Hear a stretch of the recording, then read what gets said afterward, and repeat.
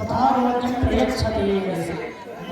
స్మృతం అంటే వేదం, మంత్రము, నాదము, వాద్యము, శ్లోకము, భజన ఏది జరుగుతుందో అది మనకు ఆత్మీయ ద్వారా రెండు చెవులతో మనం వింటూ ఉంటే తథారోగ్యం ప్రయచ్చతి. ఆ వింటూ ఉంటేనే మనకు ఆరోగ్యం వస్తుంది. ఎందుకంటే కలియుగంలో ప్రధానమంత్రి వల్ల ఆరోగ్యం కాదు. మన దగ్గర ఈ కోట్ల డబ్బులు ఆస్తి చేస్తే కూడా అనారోగ్యం ఏం ప్రయోజనం లేదు. మంత్రము, వాద్యము, సంగీతము ఉంటే ఆరోగ్యం వస్తుంది. ఆ విధంగా ఎప్పుడు కూడా ప్రధాన చేయకుండా స్వామి సేవ జరుగుతూ ఉంటుంది.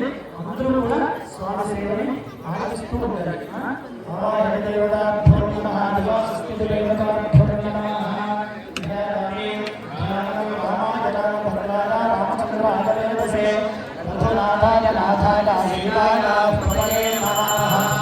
రామదామహత్తారం సర్వసంపద